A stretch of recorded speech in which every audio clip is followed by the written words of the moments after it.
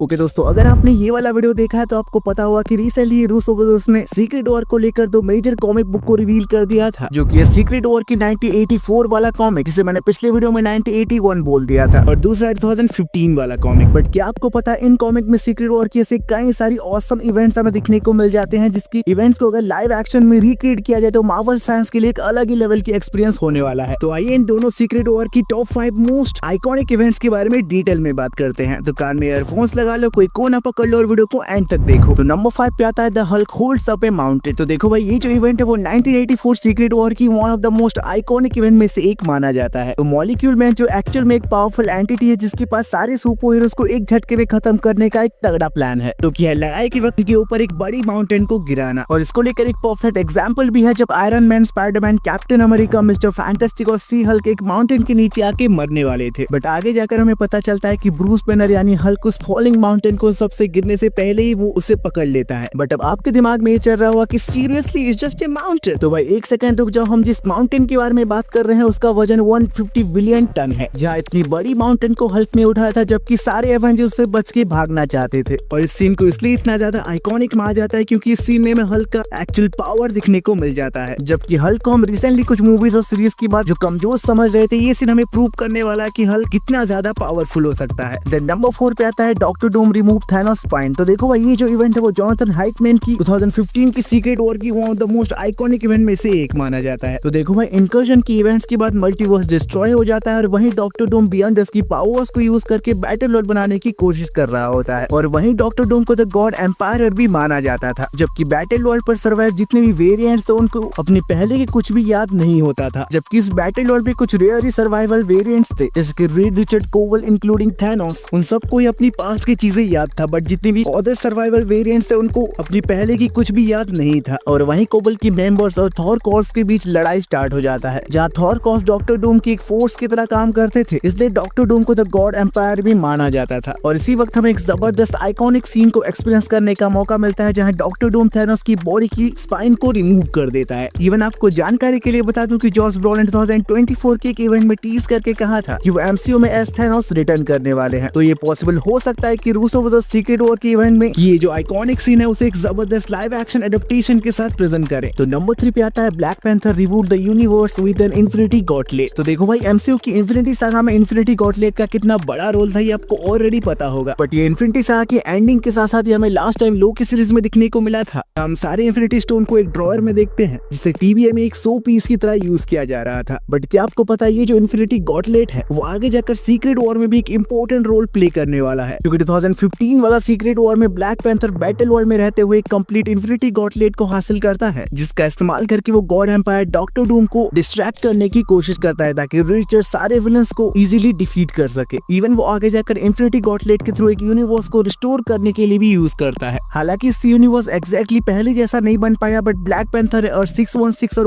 1610 को कंबाइन करके एक नया यूनिवर्स को क्रिएट किया। और ये जो चीज है वो मार्वल की अपकमिंग फ्यूचर के लिए एक हिंट साबित हो सकता है, जिसके बारे में मैंने पिछले वीडियो में ऑलरेडी बता रखा है। यानी एक सॉफ्ट रिबूट जो मार्वल के लिए एक नए बिगिनिंग के साथ साथ नए पॉसिबिलिटी और ऐसे कई सारी नए सुपर हीरोज का एक्सपीरियंस हमें आगे की फेज में हमें दिखने को मिलने वाला है। देन सेकंड नंबर पर आता है Doctor Doom takes Galactus power to battle the Beyonders. तो देखो भाई, ये जो इवेंट है वो 1984 सीक्रेट वॉर की एक बड़ी इवेंट में से एक माना जाता है। तो इसकी ओरिजिनल स्टोरी लाइन के बारे में बात करें तो डॉक्टर डूम गैलेक्टिस की पावर्स को अब्सॉर्ब करने के लिए यूनिसिस क्लॉ की बॉडी को यूज करके एक ऐसा मशीन बनाता है जिसकी वजह से वो बियॉन्डर्स से इजीली लड़ सके। तो भाई अब आपके दिमाग में सवाल उठ रहा होगा कि ये बियॉन्डर कौन है। तो भाई ये वो है जिसने स्टार्टिंग में सुपर हीरोज और विलन को एक दूसरे से लड़ने के लिए बैटल वन में लाया था। बाकी इसे सुनने के बाद आपको रियलाइज हो गया होगा कैसे मार्वल धीरे धीरे अपनी स्टोरी लाइन को बिल्डअप करते जा रहा है, जिसका परफेक्ट एग्जांपल है फैंटास्टिक फोर में गैलेक्टस को इंट्रोड्यूस करना। तो अब अंदाजा लगा सकते हो कि जब ये वाला इवेंट को हमें लाइव एक्शन में रिप्रेजेंट किया जाएगा तो ये कितना ज्यादा क्रेजी होने वाला है। देन फाइनली नंबर 1 पे आता है Spiderman get his black venom costume. तो देखो भाई, जैसे कि आप सबको पता होगा कि होल मार्वल यूनिवर्स में स्पाइडरमैन और वेनम का फेस ऑफ एक मार्वल फैंस के लिए कितना ज्यादा एपिक मूवमेंट हो सकता है। और ये जो क्रेजी इवेंट है वो 1984 की सीक्रेट वॉर में भी दिखने को मिल जाते हैं। तो देखो भाई, जब बियॉन्ड और बैटल वर्ल्ड में सारे सुपर हीरोज और विलन को एक साथ लाता है तो उसी टाइम स्पाइडरमैन अपनी लाइफ की एक बड़ी बदलाव के साथ जूझ रहा होता है, जो हमें उसकी ब्लैक कॉस्ट्यूम के साथ दिखने को मिलता है। इवन इसका जो पावर्स और एबिलिटीज है वो और भी कई गुना ज्यादा इनहेंस हो जाता है। और इसके पीछे का मेन रीजन हमें ऑलरेडी पता चल जाता है, जो कि है वेनम, जिसका परफेक्ट एग्जांपल हमें टोबी मैगवायर की स्पाइडरमैन 3 में ऑलरेडी दिखने को मिल चुका है। तो आप इससे अंदाजा लगा सकते हो कि सीक्रेट वॉर जैसी बड़ी इवेंट में स्पाइडरमैन की ब्लैक कॉस्ट्यूम इवन वैनम को देखना कितना ज्यादा क्रेजी होने वाला है। बाकी इन टॉप 5 जबरदस्त इवेंट में से आपको कौन सा पसंद आया हमें कमेंट बॉक्स में जरूर बताएं। तो ये थी आज की वीडियो अगर पसंद आया तो वीडियो जरूर लाइक शेयर सब्सक्राइब करें। मिले कुछ और वीडियो के साथ में, अभी के लिए धन्यवाद।